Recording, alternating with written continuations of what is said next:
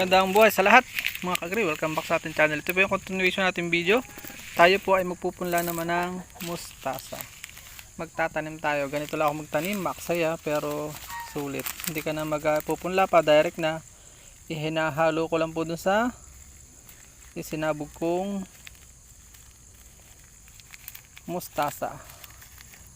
Yan, para sila ay intercropping. Ang purpose po nun ay hindi ko na-discuss yata doon sa kabila, para wag maano yung pest malito, wag magkaroon ng dominant pest.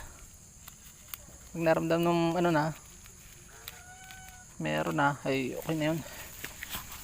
Nanghihinayang po kasi ako sa space, kaya atin po tong ginaganyan, no?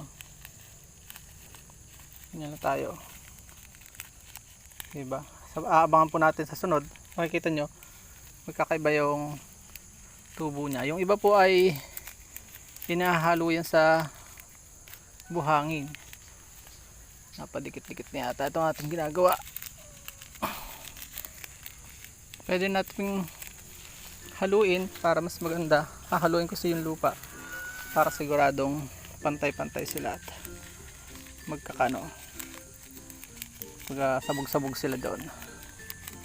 Loose yung lupa. Napakataba po nito kaya ako nanghihinayang. Kaya lalagyan natin ng mga tanim. Bigyan natin ng pagkakataong maging productive sila. Yan, nabubuo na.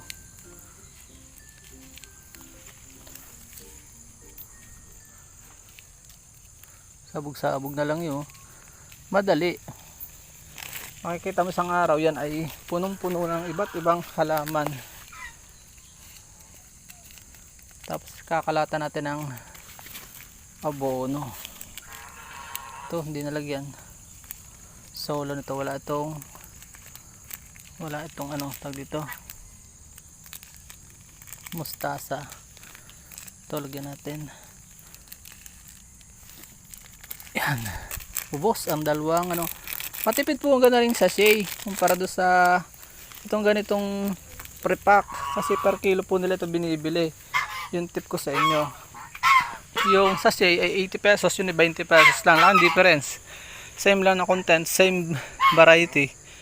So may natutunan nawa po kayo sa aking munting vlog. So kung kayo napagpala sa video ito, ano pang hinihintay nyo? Share nyo na po ito para mas marami sa ating mga kababayan na matuto at sama-sama po tayong masenso. Paalam and God bless. Please support all Filipino vloggers, pakitarat sa Badul Kakasapulahing Pilipino. Abangan po natin yan sa resulta niyan sa isang araw. At akin po muna siyang tawag dito, gagahokan para magpantay-pantay yung distribution ng mga buto. Bye-bye po, God bless.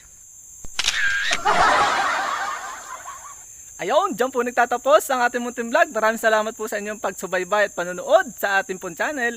Kung bago pa lamang po kayo napadpad sa channel na ito at mahilig kayo sa ganitong klase mga upload, huwag nyo na po kalimutang mag-subscribe at i-hit ang notification bell para updated po kayo sa upcoming nating videos. Sana po magkita-kits po tayo sa susunod nating mga vlogs. Maraming salamat po. May God bless you all. Mabuhay. God bless the Philippines. Bye-bye muna po.